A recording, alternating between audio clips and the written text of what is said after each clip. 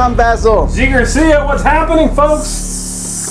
Sam Healey. Merry Christmas, everybody! Ho, ho. I think this is going out on New Year's Eve. If not, it's going out somewhere close to there. Anyhow, to this video, we are going to be... I was married briefly. In this video, we're going to be taking a look back at 2015. Now, if you have not yet watched our top 10 of 2015, you probably should, because that's going to be spoiled multiple times in this list. I guess so. So there's a lot of things we're going to talk about here today. First of all, I'm going to run through several of the major events that happened in 2015 in the gaming world, and you guys can give your thoughts on these. Cool. Hopefully it's not news to you at this point, but... There was a lot of different things that happened with several board game companies. The biggest probably was F2Z Entertainment. They bought Plaid Hat, and they also had another company come underneath their label, Pretzel Games, which came out with Flick 'em Up, which was a pretty decent hit for them. A good start for that company. Still not sure the differential between that company and Z-Man itself. Right. But Plaid Hat was a surprise. I mean, we were at Gen Con when we found out, and it was kind of a shock, because no one knew Plaid Hat was even thinking about selling. Right. So that one seems to, I mean, we're still in the beginning stages of that sort of collaboration, but it seems interesting, and I'm curious to see how it looks in the future. Right, and it seems to, like you said, it's starting to happen more and more frequently, which is an interesting development. I don't think it's a good or a bad one necessarily. It's just, it happens in any industry, and I think it's almost starting to validate the industry that these sorts of things are happening, you know? Yeah, I think it can make the industry stronger. Absolutely, I mean, yeah. Instead of having a bunch of fledgling companies out there, you have some powerhouses that are there now. Right, So I think right. it'll strengthen the industry a little bit and make it a little bit more solid. Yeah, I mean, there's people complaining the end of the world, one company's buying up all the rest. But honestly, I've been at Gen Con in Essen, and there are so many companies you cannot even think about them all. Right. Gen Con is probably already sold out in vendor space for 2016. Just craziness. Let's see, Asmodee did not buy another company this year that we know of. They're slipping. But they did buy Spot It, which was a huge seller for Blue Orange Games. That's right. That was a big pick. And they also got the exclusive distribution rights for Queen. So while they don't own Queen in America, it seems like they do. You'll see Queen games at their booths and stuff. Renegade split off in 2014 from Cryptozoic, and in 2015 became their own company to some degree. In fact, they were the booth across from us at Gen Con. And I think they have a pretty good solid start. They're very differentiated than Cryptozoic. Yeah. They've been doing well. I think they're handling the business smartly. They're putting out good games. They're putting out some reprints that were very well done reprints and smart reprints like Snowtails. And it seems like they're going into the business not with a bunch of take that little forgettable games, but some interesting, possible hits. Yeah. Passport got the exclusive rights to bring Pegasus to America. And in fact, when we were at Essen, we went by the Passport booth, and they had a list of all the companies they bring, and it was this really long list. It was. Passport has a lot of companies that they bring in. And then we should mention Cool Mini or Not. I think this, if I was picking Company of the Year right now, I think it might be Cool Mini or Not. Yeah. I mean, F2Z has a good claim at that, but Cool Mini or Not, they came into the year already on a pretty good track record, because last year they released Arcadia Quest and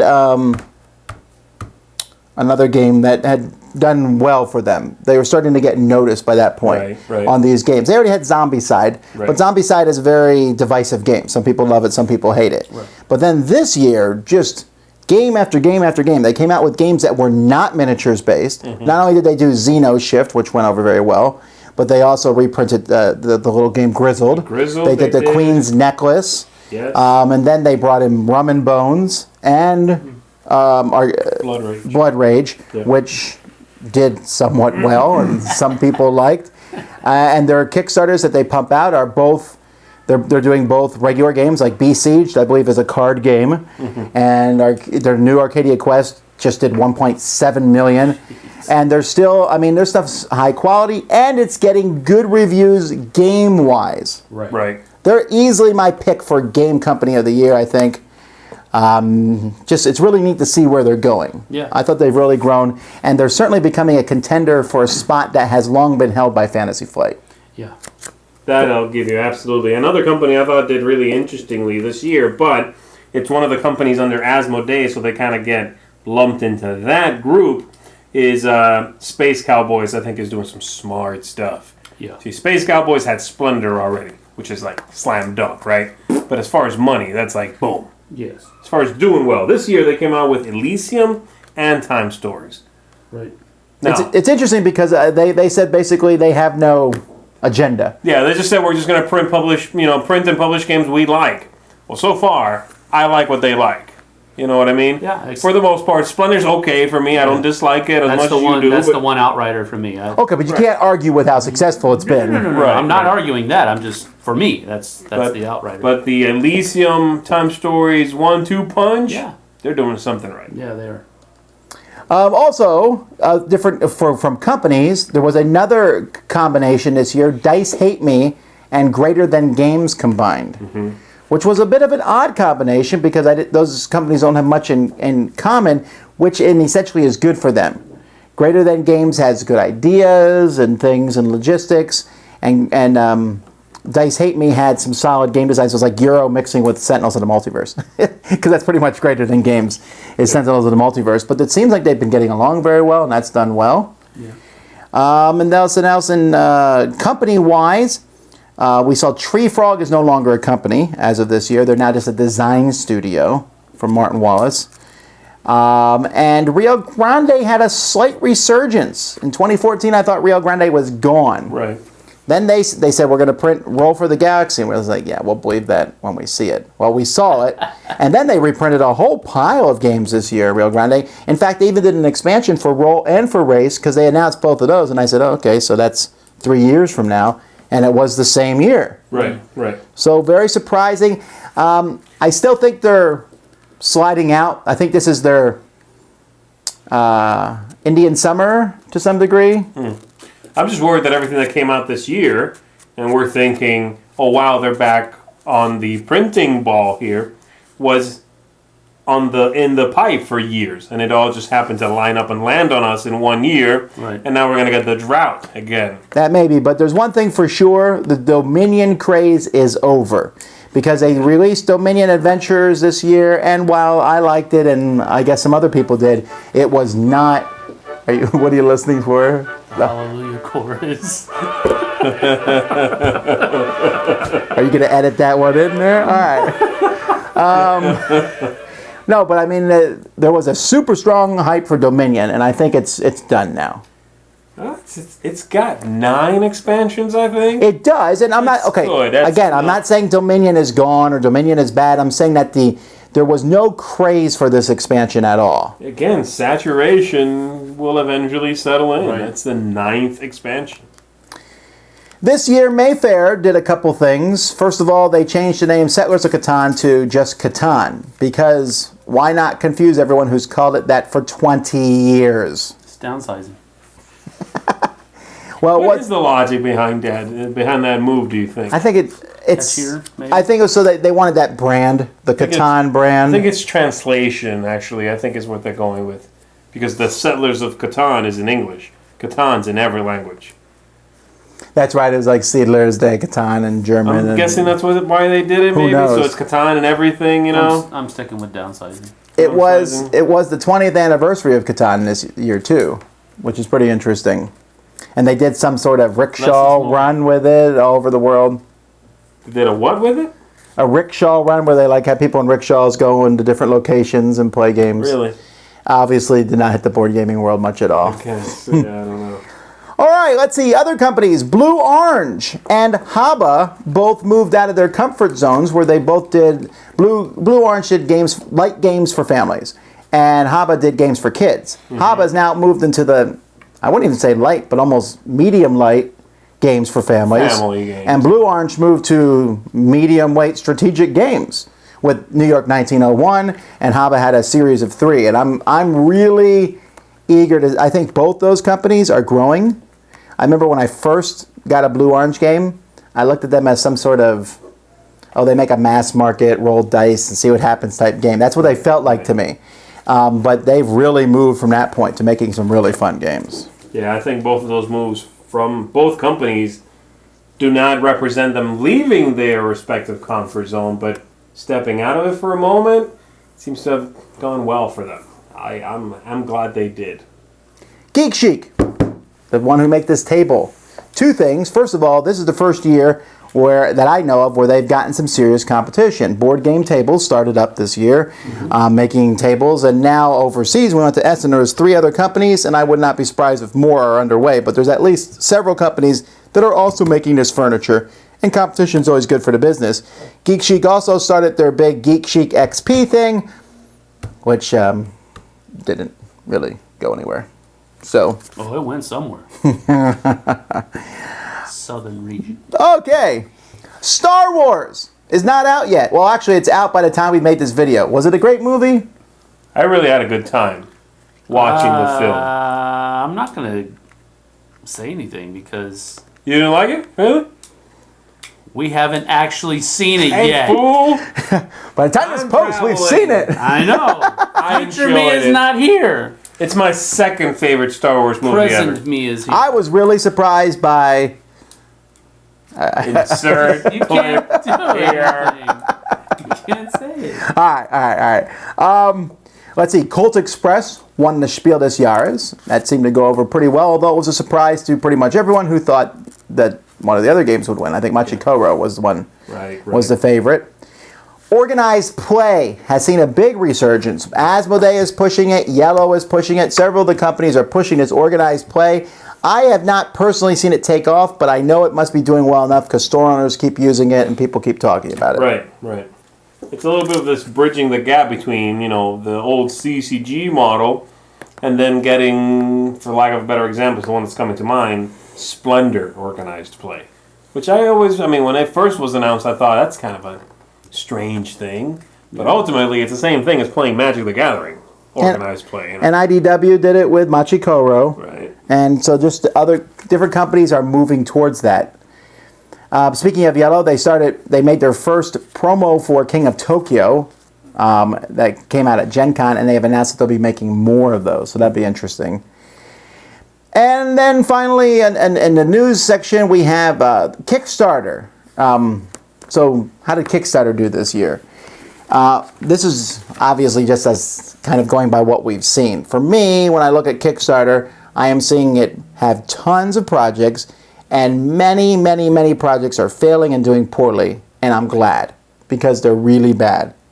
Okay, we're seeing a lot of that. I think we're starting to see more user discernment, though. People are starting to say, hey, this is a good project, I'll back it. And we're seeing better projects backed. I mean, some bad games will still get backed, of course, but a lot of bad games are now getting weeded out because people have gotten burned, so they're starting to think about this. Right. Now, while there's a lot of projects that are not doing well, we are consistently seeing projects do better and better. The ones that come out, they're like explosive. Scythe. Yeah. Everyone's talking about Scythe, Seventh Continent, Arcadia Quest. Over the course of the year, there's these certain the others, right? My main issue right now with Kickstarter, and I'm glad for that one thing you're saying, that the cream is rising to the top. My main issue is that I think we as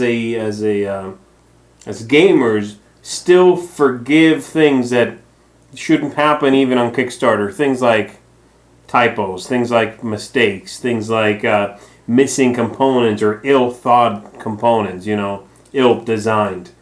Because it's a Kickstarter game, and so we're going, it's from Kickstarter. Yeah, but can't you get more eyes to look at this thing, or to think this through, to figure this? I mean, I don't understand that. One example I have is a game I loved from this year, Dead Men Tell No Tales, where you're on a ship that's burning. Well, the opening 2 rooms, which are part of the starting board, can burn down also. There's no way to flip those 2 tiles over. Yeah. And they're like, oh, right, go on our website and print out a piece of paper that looks like a burnt room and put it over this. It's like, are you kidding? Nobody thought of that? The whole time you developed this game, the money you made on Kickstarter, nobody figured out, oh, those 2 rooms can burn also? How are we going to flip them over? So that's 2 rooms. I thought it was 1 room. That's 2 rooms, and they can each burn. That was not clear in the rules either, that they're 2 rooms. That's another thing. Rules ambiguities are given, like, the slide, because it's from Kickstarter. Well, time to toughen up, I think, with these things. Get on the ball with the components. Get on the ball with rules. Yeah, it's Kickstarter. That's not an excuse anymore. If you're a bad project, you'll fail. If you're good and you'll succeed, then do better. Today's rant brought to you by Zee Garcia. I'm glad he said that, because I said stuff like that and got jumped all over about another game. Come at me, bruh. All right, let's talk about trends over 2015. One trend that did not happen, which I thought would, was the electronic iOS devices invading board games. We saw XCOM at the very beginning of the year. World of Yoho is coming at the very end of the year, and I'm not seeing much in between. Right. There's maybe a few scattered here and there. There were a few, right? That Roar game. Right. Birds of a feather. Birds of a Feather's got one. No. I'm not. I'm not talking about companion apps. Those I think are great, and I mean everyone's doing those, but that's not the same thing. That's just a companion app I to a think game. ultimately it comes down to the fact that this is going to be a slower burn than you maybe were expecting. Yeah, and I'm okay It's with a that. long time, probably. I don't know, but it's probably because it takes a long time I mean, to Emerson develop an app. talked about how he's developing I guess it's a companion app for Spectre Ops, and so I guess you're just ahead of the curve, maybe. No, right. No, I wondered if we'd see like a whole bunch of copycats come after Right. the Alchemist. We still might. Now, where we are seeing trends, first of all, I saw a ton of coin Kickstarters happen this year. Yes. Do you want Or metal coins? components, or different components? And That's true. A lot of ways to Yeah. bling out your Upgrade- games. yeah, upgrade your And game. I'm actually good with that. I like those. I think they're cool.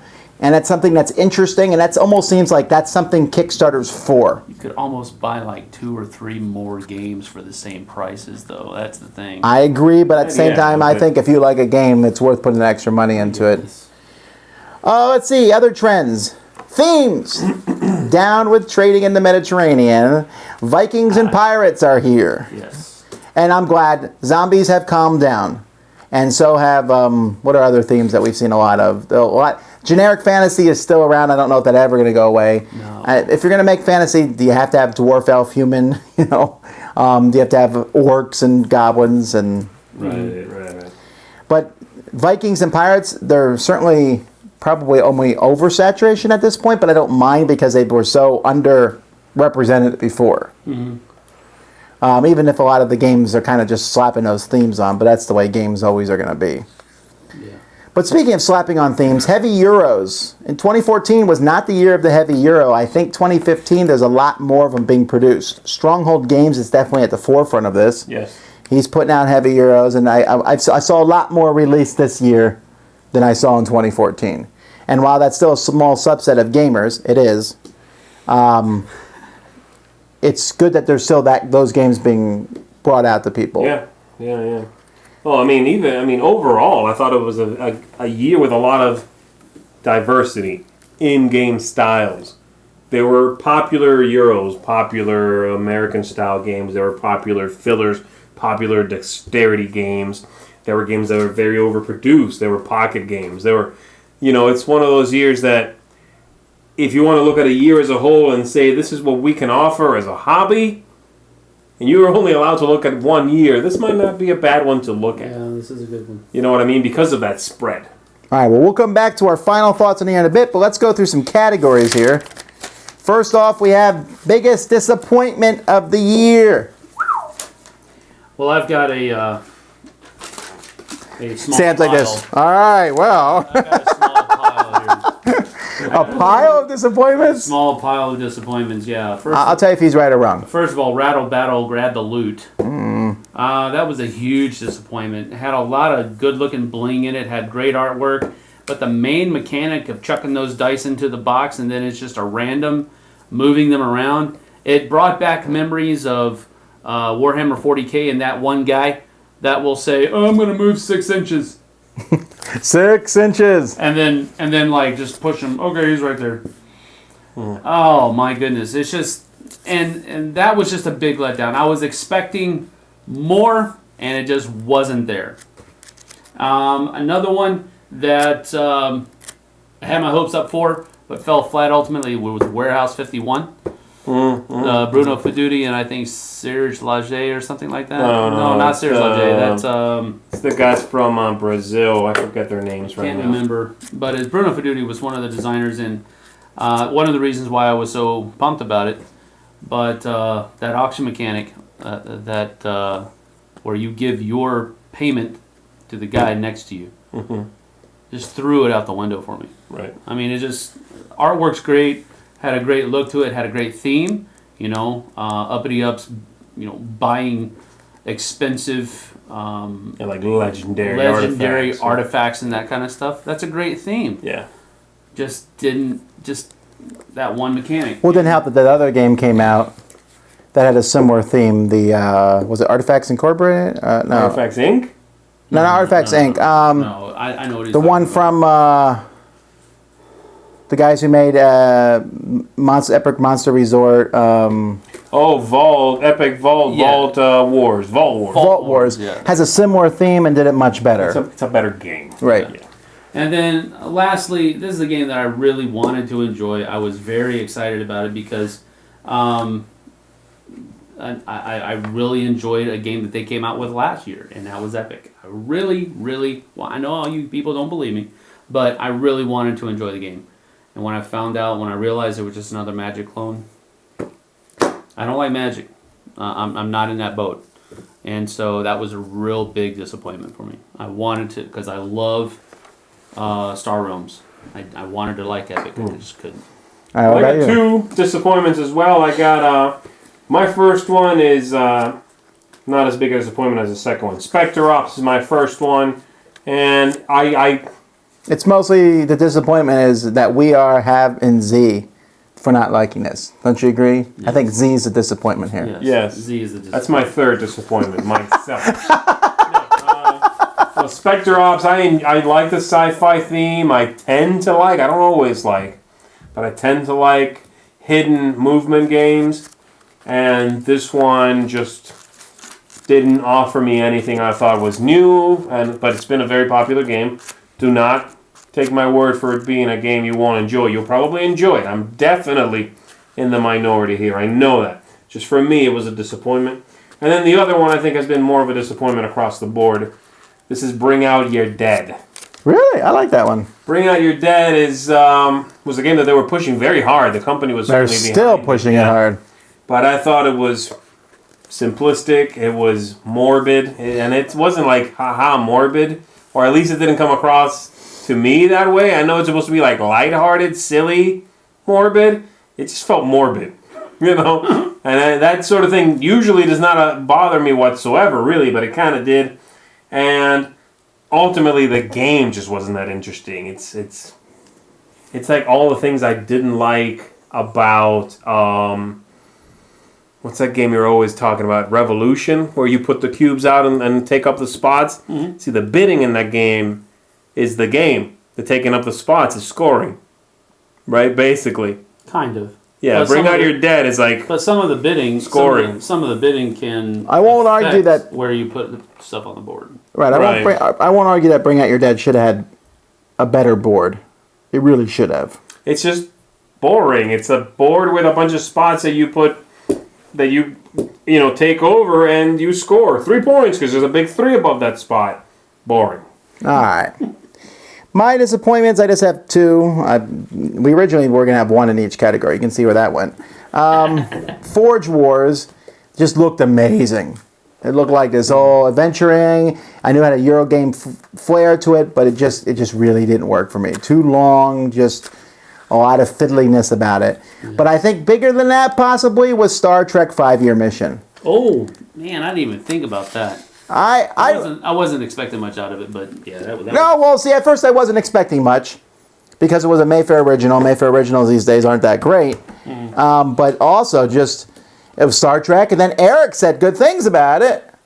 And so we trusted Eric. I don't trust Eric. That was the last time you'll make that mistake. And that game was just brutally bad because essentially you were like, roll the dice. So I do this.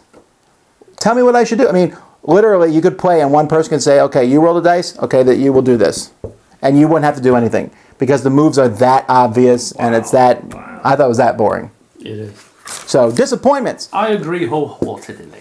What about best components, Mr. Garcia? Best components is for a game I actually did not enjoy that much, but I got to give credit where credit's due for best components. Flick 'em up. That game is bringing it in the components department. It's a gorgeous looking game. It feels like a deluxe version for the regular one, and I just found out that they're making a deluxe version. So hang on to your cowboy hats for that one. This is a good looking game. It's they will fall off if you flip them just right. That's right. This game is clearly very well produced from Pretzel Games. Flick 'em up. My best components is probably going to seem like a cop-out, but I really don't care. And that is Blood Rage. Really. It's like half of this category here. No, it's not. It's the only time I'm going to mention Blood Rage in any of these categories. But the components in Blood Rage were great. And I've seen what the Kickstarter people are getting, and it's like great squared or cubed. Just the stuff, all of the different counters. The base game, the counters that you get for keeping track of everything they're just cardboard shits, but they're nice and thick, and it's good. The Kickstarter stuff that they're coming out with it's like full-on models that you actually move along, and it's amazing the amount of work that they put into all the different components in this game. On top of that, it's an amazing game anyway. So, best components for me is Blood Rage. Yeah, well, Blood Rage is good. I thought about it, and I also thought about Armada from Star Wars Armada because that would almost feel like a cheat, though. It's like, well, yeah, it did. But like when I look at the Imperial Star Destroyer, it's like, yeah, it's pretty amazing. But for me, it was the other game, big game from Cool Mini or Not. That's Rum and Bones. Oh, okay. I like Blood Rage better. But I was really impressed with the models in the Pirate one. There's so many cool, really freaky models, you know, odds, and it's really cool. Multiple sculpts when you don't have to. That's what they did in Blood Rage too. I love that Coleman does that. Yeah. Like it's not, and everyone has different ones. We are gone from the days where all the soldiers have a gun pointed forward. You know, and it's the same for everybody. Yeah. Nowadays, if you want quality, you need to make everyone have a different component. Matago has always done that. Yes. And so that's that. All right, art. Sam. Best artwork for me was kind of difficult. And while I don't agree with all of the art choices in this game, the way that it all fits together well is what made it my choice for this category. And that's Champions of Midgard. Oh, wow. All Really? of the way the board, I like, kind of like the Stone Age kind of board where there's stuff going on in the background, but each of the places are highlighted. I love that kind of board for artwork. And then the different cards for the monsters and all of that kind of stuff. It just, all of the artwork in that game. The box cover is an amazingly done diorama, I guess you could say, but that's not the right word. But it's just a really neat looking scene that's there. So that was my pick for best artwork, Champions of Midgard. Cool. My choice is Mysterium, the reprint for Mysterium, which, I mean, it's a game that's based around artwork, so that's kind of a cop-out maybe, but the game does it extremely well. It's evocative, it's beautiful, it makes that game be thematic based on that artwork alone, just about, even the cover, like you said, Sam, you like that cover on Midgard. The Mysterium cover. Yeah. With those nice deep blues, the car driving away, it's mysterious, it's gorgeous. Mysterium. I will be surprised if Mysterium does not win the Dice Tower Best Artwork Award this year. Yeah. But it might not, but I would be surprised. That is, however, is not my favorite artwork. My favorite artwork, and this was hard, Ashes had some really good artwork from Plaid Hat. That would have been my number 2 or 3. But I'm going to pick Time Stories. I really love the art in Time Stories just because, and it's interesting because they use 2 different artists, I believe, for the regular game in Marcy. Anyway, yeah. And yet both artworks, I love how the front, you see a whole bunch of cards put together to make a panorama, which is cool in of itself. and it's like you're looking at all the details. Then when you flip the cards over, many times it shows you like a different. It's not like the picture close up. Like you'll see a person sitting there reading, and you go talk, and then they're looking at you. Yeah. Or they're about to kill you, or whatever. Who knows? Right. And I love that. I mean, the artwork in this game, the prose is very good, but the artwork really helped out a lot. Yes. If there was no art in the game, I would have still liked it, but it would have lost a lot of its thematic flavor. Yes. Yeah, absolutely. So, all right, worst game. Let's see who we at. Z, what's the worst game? I'm not gonna. What's the word? Belabor. Yeah, I'm not going to beat a dead horse, I guess, is what I'm trying to say. I'm not going to hang on this point too long. Hogger Lager was the worst game I played this year. I did a review of it. If you want to know what I think of it, just go see that. But yeah, that was the worst game I played this year. All right. I couldn't actually narrow it down. Too many bad games. I played a good number of bad games. If you really want to pick a bad game for me, the worst game, just pick one of the disappointments that I told you about earlier. Because any of those maybe wouldn't fit.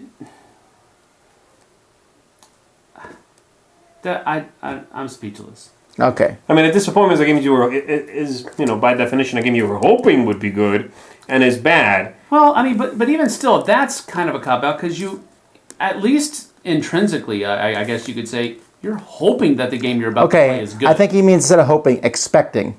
Because there are games I go into where I expect it to be bad, and so when it's bad, I'm not surprised. Okay, there you go. Yes. Not hoping, I'm expecting it. Right. I hope all games are good. I'm always hoping they're good, yeah, of course, because I'm playing it, So, there's nothing else. I mean, I guess disappointments were... You can say a co-host of yours if you wanted to, I understand. A what? You could say a co-host is a disappointment. Oh, that's not... We're past the disappointments. We're on the worst. Yeah, That's what I meant. That's why I have Zee Garcia. You're not my biggest disappointment. You're just the worst. Okay. I couldn't nail down a worst game. I got it. Sit back. No, there's lots of bad games. Actually, I don't even know if this is the worst game, but it was the worst one that I could remember when I went through the list, and it has a great name. Truth's Too Terrible. That's right. Truth's Too Terrible! I didn't play this game. So. No, and you should be glad. I don't think either one of you played this with me, and you dodged a bullet there. It's awful. You watch my review. All right, let's get to something fun. Party games. Now, you're probably expecting us all to say the same thing, and you'll be wrong. All right, party games, Sam. Maybe that should have been your biggest, worst game there. What people are expecting us to say for best party game. Well, I'm definitely not going to say Codenames for best. I looked at party games that came out this year on Board Game Geek, and there's like 10. Yeah. And I've played like 3 of them. All right, we'll pick one of those 3. Either 10 Minutes to Kill or Unusual Suspects. Ooh, 10 Minutes to Kill and Unusual Suspects. I didn't even think about 10 Minutes to Kill as a party game. I guess it's party-ish enough. It's light and silly enough. I didn't think of it. But again, that's one of the 3 out of the 10 that were released that I played. Right, sure. And I'm Codenames ain't going to make this for me. All right, well, Zee's about to steal my thunder, I bet. So no, it's going to be one of those I'm 2. going to say something Sam just said, Unusual Suspects. Oh, Unusual Suspects. Okay. Yeah. That's fine. Mine is a tie. These guys don't like Codenames that much. I really like it. I love Codenames. It's like an updated version of Password. So that's tie. The other one would be Spit It Out from R&R Games. Yeah. Really like Spit It Out. I thought that would have been yours. It's again, there's not that many party games. I enjoyed several. Giraffometer, Spit It Out. Oh, yeah, Giraffometer. Unusual Suspects. Codenames is like 6 or 7 on that. Some people consider Mysterium a party game. Yeah, it's too complicated for the kind of party I'm thinking of, Okay, I'm not arguing that. I'm just saying some people do that. All right, family games, Z. All right, I got a couple of them here. I wanted to... The big one that I have seen go over really well with families is Karuba. Karuba came out from Haba. Real simple tile laying game. Rules light and pretty, right? That's basically what I need for a good party, family game rather. For it to be rules light, play well with a mixed group of people like kids and the parents and, grandma and stuff, and be not too long. And then the other one, it was Lanterns, which I think might be getting a little bit overlooked, but it's a solid family game. Colorful, easy to figure out. Everybody's involved in everybody else's turns, at least a little bit. and again could play well with a group of the kids and mom and dad and a grandparent or so, because it fits well. It's only 4 players, so there is that, as is Karuba, by the way. But both really solid family games could be used as gateway games to bigger and better games. Really like both of those. My pick was probably not for your regular, average, everyday family, where it is very simple, but gamer families, and I kind of think my family is one of them. This game was great. It's from Roxley Games, called Steampunk Rally. Yeah. And the aesthetic that's there of trying to piece together your contraption as you travel over this race course was really neat, and my family really grabbed onto that. The other thing that I really liked about it was that these contraption makers that you were personifying are actually people from history. Right. All of the different inventors and minds from history were in this game, and I really enjoyed that part of it. So it was the one of the few family games that I played this year that really stood out. Steampunk Rally. All right. For me, it would be Asking for Troubles. Yeah. I thought about saying Adventureland because I liked it that much, but Adventureland is not out in English yet and won't be out until 2016. So, actually, probably Karuba fits that category too. Okay, well then, if you can't find it, you can pick it next year. Yeah. But Asking for Troubles is a worker placement game that really works well for families, has a lot of cool components, and a lot of orange. Yes. Co-op game, I don't even know why we're doing this category because it's going to be so obvious. Z, what's yours? Pandemic Legacy. I'm surprised. Sam? I actually went with Time Stories. And I also went with Time Stories. But I would have picked Pandemic Legacy had Time Stories not existed. Yes. And you probably would have picked Time Stories had Pandemic Legacy not existed. Yes. However, there was a lot of good cooperative games that came out this year. It's just that those two kind of blew everything else away. Yeah. Yes. Because you like what was the other one with the going on the boat? Dead Men's Dead Men's Hotels. I really like. The Grizzled was a good co-op Yes, game. very much so, yes. Yeah, so sorry, if you were a co-op game, this was the wrong year to come out. Expansion, Sam. Expansion, and this is going to seem kind of cop-outish because it's actually a standalone game, but Star Realms Colony Wars was a cool expansion. No, that counts as an expansion. Yeah, I know it is. It's a standalone. It's expansion. You can add and mix all the cards together, so it works. But it's also a standalone. Have you mixed them? No, we keep them separate at this point. We probably will in the future. I mean, it's not that big of a deal. You're just putting more cards in, Right. so it's not that big of a deal, really. But really cool idea. It seemed like they dropped the cost of some of the cards, but boosted the attack ability that the cards gave you for a lower price. So games actually, with this new expansion, go a little bit faster. At least it seems that way from the games that I've played with my kids. Cool. And so I really enjoyed it. I thought it was a very solid expansion, that Star Realms Colony Wars. My best expansion this year was 5 Tribes, Artisans of Nakala. That's a good one. Yeah, 5 Tribes, it didn't quite rewrite the game, but it added a nice amount of stuff, and it did so in a really neat way. And then the other one I really liked, close on its heels, and this one did kind of rewrite the game to a pretty solid extent, was Elder Sign Gates of Arkham for the Elder Sign dice game. Oh, that came out this year, didn't it? It did early in the year, and that's a solid expansion. If you like Elder Sign, you got to check this one out. Gates of Arkham. All right, mine was really close.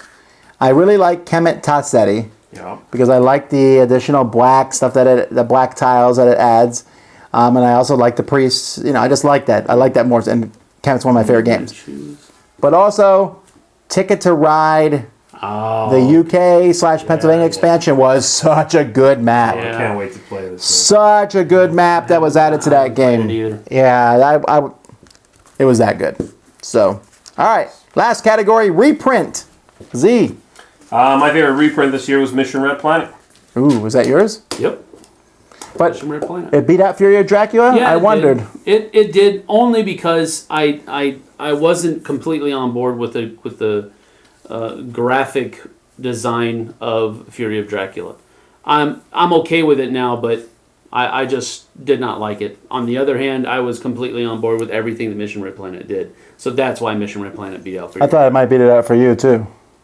I just like Mission Red Planet more than Fear Okay, Red well, yeah, but those were probably the two. I mean, hooray, Fantasy Flight brings back our games. The thing is, we always say, every year people say, oh, this is the year of the reprint. Well, kind of, we're going to get that every year. Because every year, more games are out of print for longer times, and they'll bring them back from 10 years ago. Right. But anyway, mine is Stellar Conflict, which was a reprint of Lightspeed, Oh, yeah. Right. which I really like. But I also like Mission Red Planet, and I like I like the new reprint of El Grande, and there's a lot of different reprints that came out. Yeah. So, overall this year, first of all, this year had some, I always like trying to figure out when a major game will come by. I'll tell you, Pandemic Legacy is close. And Z-Man announced in March 17th that there was 52,000 pre-orders on March 17th. And that was really before the major hype for that game even hit. I feel pretty confident at least 100,000 have sold. If there was that many that were already pre-ordered, that's pretty good for a first year. I mean, last year the game that would do that would be, Machikoro, Splendor, Sheriff of Nottingham. I think there's no way to not say this is that game that every 5 years or so comes around and goes, wow.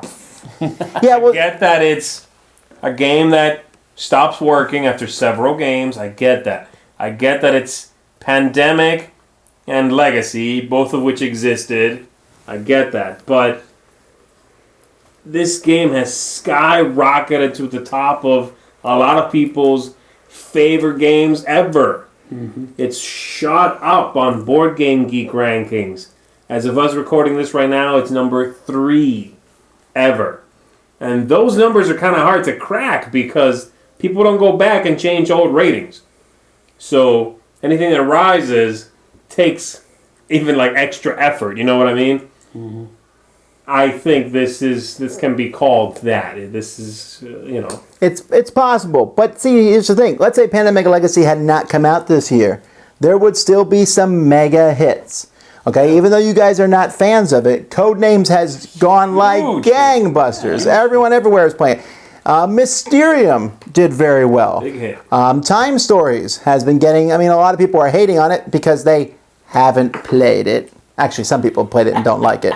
But a lot of people are really liking that one too. Yes. The Cool Mini or Knots games are doing very well. And so, for me, when I was putting my top 10 list together, often this happens in years where I could take my top 10 and go, and then go to the next 10, and I would still have a good top 10. Oh, yeah. This year, I think I could have done that twice. Yeah.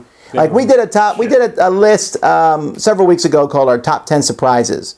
Yep. Had that been my top 10 for the year, I would have been cool with that. Yep. And they weren't our top 10. We made sure that there wasn't any crossover there. Right. And so, in conclusion, for me, in a sense, I think that 2015 has been the best year in the past 5, probably. And I know that I tend to say each year, oh, this year's so great and everything. But just comparing it to 2014 and 2013 and stuff, so many good games came out this year that we are literally, I think we've played all the biggest games of the year, right? Probably. And still, down in our garage, where all our review games are, there are many games there that look pretty good. Yeah. And And I'm just glad to see this year to me has, it seems, shown us that we're still hungry for new experiences, new and diverse things. With games like Pandemic Legacy coming out and everybody wanting to try it. Time Stories. Deduction games coming out left and right. Party games that take something that we've known but add something new, like Codenames. It's the hobby has just blown out into all of these different flavors that are popular. And yes, people are still making Euro games that are very traditional, but they're good. Like Gold West, which Sam and I both liked. Feels like a classic Euro. This thing could have come out in Reiner Knizia's heyday and been a hit. And it should be a hit. Now it's a great game, but that's what I mean. There's all of these games coming out in the full spectrum of gaming that are amazing and people want them, and that's great. Yeah.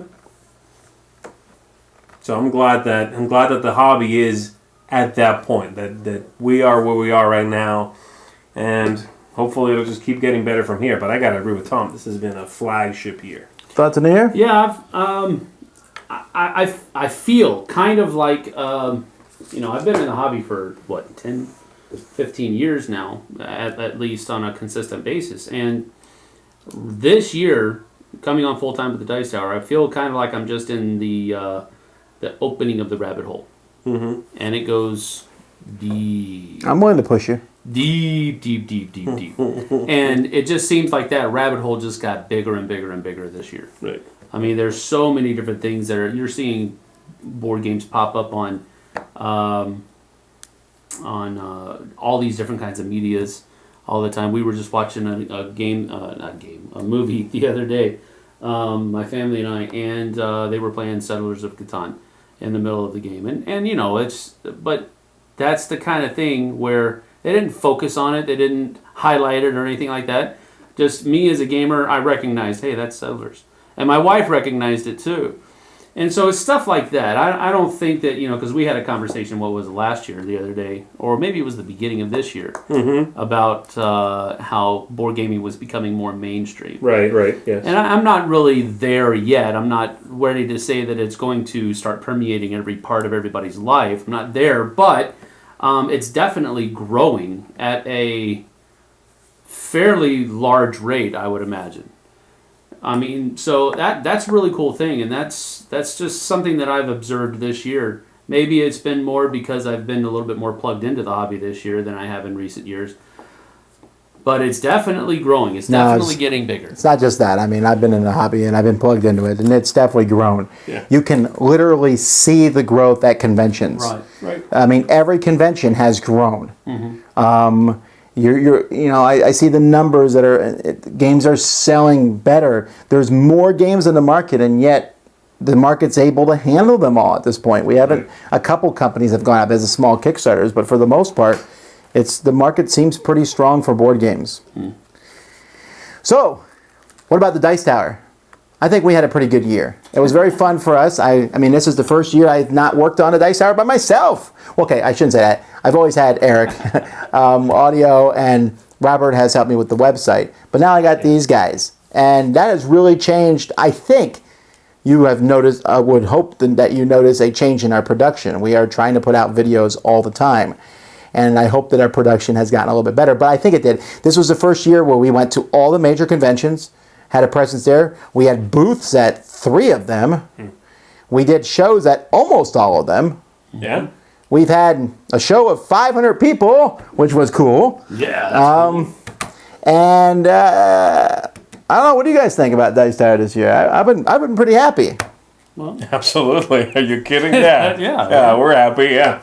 It's been great. And it's been great getting everybody's support and feedback, and it's just wonderful being able to be plugged into the hobby in this very unique, specific way that lets us be gamers and be geeky and fawn over these awesome new games, but turn some of that back around and give you content. Yeah. And feel like we're kind of being able to do both. It's wonderful. It's almost like a best of both worlds kind of scenario because we're we're hobbyists too. You know, we're just geeks. Like, I don't like games. That is like, review. Just pretends to like. Yeah, we get giddy when we're around our favorite designer or when that new game comes out and all that kind of stuff. So we're right there. So but we have a chance to meet some of those people and you guys do too. But I guess we have because we go to more conventions and stuff like that, we have a little bit more of a chance. Right, yeah. So it's both things. Yeah. Right, it's both things. But on the other end of the spectrum, we also get to meet you guys. Yeah. And that's one of the things. That's one of the things that I really enjoy about this job. Yeah. Is getting to meet people that this show affects them in some way. Right. And usually it's positive. Usually it's we positive. don't typically, I don't think they're going to come up to us and tell us too much if it's the other way, hopefully. Right. But yeah, you're right. It happens. It happens. But no, absolutely, yeah. It's amazing. Well, that's 2015. Technically, there's still 1 week left, and it's always possible that we will play games in the next 4 months that came from 2015, and we're like, we'll just tell you then when that happens. That's why we hold off on the Dice Tower Awards till the middle of 2016. But I'm excited about 2016. There are great things coming. If you like our show, stay tuned. In just a little over a week, we'll be starting our Dice Tower Kickstarter. So come in and support us, and hopefully 2016 will be as exciting as 2015. Until then, I'm Tom Vasel. Zee Garcia, thank you, everybody. And I'm Sam Healey. See ya on the flip side. Thanks so much for watching the Dice Tower videos. Find more great videos and reviews, as well as our top-rated audio podcast at Dicetower.com. You can also find other great shows at Dicetowernetwork.com. I'm Eric Summerer, and you've been watching The Dice Tower. The Dice Tower is sponsored by Cool Stuff Inc., where you can find great games for great prices. Cool stuff in stock. Check them out at CoolStuffInc.com.